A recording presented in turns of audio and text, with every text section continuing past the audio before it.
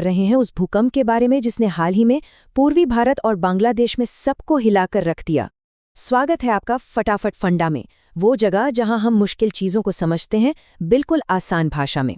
सोचिए, शुक्रवार की सुबह सब कुछ नॉर्मल है और अचानक धरती कांपने लगती है। पूर्वी भारत में हजारों लोगों के लिए दिन की शुरुआत कुछ ऐसी ही हुई। ये कोई मामूली सा कंपन नहीं था, जैसा कि आप इस सोशल मीडिया पोस्ट में देख सकते हैं। ये एक जोरदार झटका था जो 30 सेकंड से भी ज्यादा देर तक महसूस हुआ और अपने पीछे छोड़ गया बहुत सारा डर और बेचैनी। तो चलिए जरा गहराई से समझते हैं कि आखिर उस दिन असल में हुआ क्या था। अब देखिए, जब भी कोई भूकंप आता है तो शुरू में अलग अलग रिपोर्ट्स आती हैं। किसी ने कहा 5.2, किसी ने 5.7, लेकिन जो सबसे भरोसेमंद आंकड़ा है अमेरिकी भूवैज्ञानिक सर्वेक्षण यानी USGS का, वो था 5.5। अब आप कहेंगे 5.5 तो एक मीडियम लेवल का भूकंप है, लेकिन जैसा कि हम आगे देखेंगे इस कहानी में सिर्फ तीव्रता से कहीं ज्यादा कुछ और भी था। अब ये स्लाइड देखिए, ये इस भूकंप की पूरी कहानी बयां करती है। इसका केंद्र था बांग्लादेश के नरसिंहडी में, लेकिन सबसे जरूरी बात वो है इसकी गहराई, सिर्फ 10 किलोमीटर।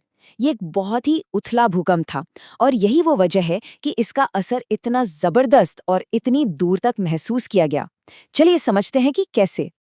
अब जो बात वाकई में हैरान करती है वो ये है कि इन झटकों का असर आखिर कितनी दूर तक महसूस हुआ।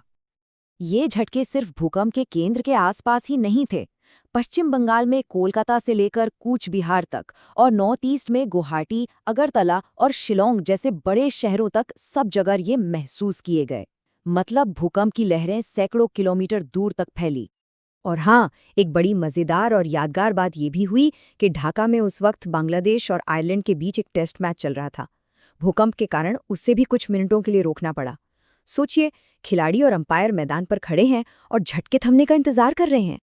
चलिए अब बात करते हैं कि जमीन पर और ऑनलाइन लोगों का पहला रिएक्शन क्या था। जैसे ही झटके महसूस हुए कई इलाकों में तो अफरा तफरी मच गई। लोग, खासकर कोलकाता के सॉल्ट लेक जैसे हाई राइज बिल्डिंग वाले इलाकों में, अपने दफ्तरों और घरों से घबराकर बाहर खुली जगहों की तरफ भागे। सोशल मीडिया तो मानो डर और हैरानी से भर गया। लोगों ने लिखा, इतना भयानक भूकंप आज तक महसूस नहीं किया। हिलते हुए पंखों और फर्नीचर के वीडियोस हर तरफ वायरल हो रहे थे। और एक यूजर ने तो बिल्कुल पते की बात कही, छोटा भूकंप लेकिन बड़ी दहशत। तो ये तो हो गया कि क्या हुआ, लेकिन सवाल ये है कि ये क्यों हुआ। चलिए अब इसके पीछे के साइंस को समझते हैं। ये सवाल हमें सीधे मुद्दे की जड़ तक ले जाता है।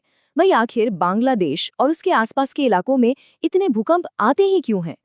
इसका जवाब छिपा है हमारी पृथ्वी की सतह के बहुत नीचे, टेक्टोनिक प्लेट्स की दुनिया में।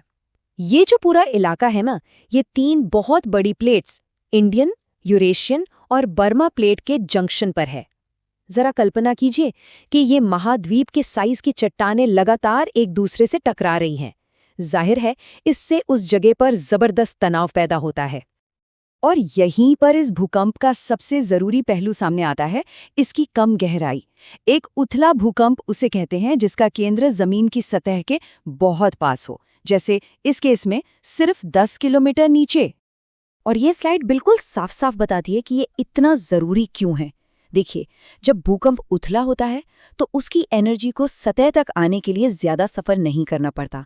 नतीजा, सतह पर झटके ज्यादा जोरदार महसूस होते हैं और ज्यादा बड़े इलाके में फैलते हैं। यही वजह है कि 5.5 की तीव्रता वाला ये भूकंप भी इतना शक्तिशाली और इतनी दूर तक महसूस किया गया। तो चलिए इन सारी बातों को एक साथ जोड़ते हैं और देखते हैं कि इस पूरी घटना से हमें क्या मुख्य बातें समझनी चाहिए। तो कुल मिलाकर 4 जरूरी बातें हैं। पहली, भूकंप की गहराई उसकी तीव्रता जितनी ही या शायद उससे भी ज्यादा जरूरी है। उथले भूकंप ज्यादा असरदार होते हैं। दूसरी, ये पूरा इलाका जियोलॉजिकली एक हॉटस्पॉट है। तीसरी, ढाका जैसे घनी आबादी वाले शहर भूकंप के लिए बेहद खतरनाक हैं और ये बात इसे दुनिया के सबसे ज्यादा जोखिम वाले शहरों में से एक बनाती है। और आखिर में हम सब खुशकिस्मत हैं कि इस बार कोई बड़ा नुकसान नहीं हुआ। तो भले ही इस बार हम बच गए, लेकिन ये घटना एक बहुत बड़ी चेतावनी है। ये हमें एक अहम सवाल पर सोचने के लिए मजबूर करती है, क्या ये क्षेत्र भविष्य में आने वाले किसी बड़े भूकंप के लिए सच में तैयार है? इस पर विचार जरूर कीजिएगा। अगर समझ आया तो लाइक करें, सब्सक्राइब करें। नई जानकारी के लिए कमेंट्स में अपने सवाल पूछें। धन्यवाद।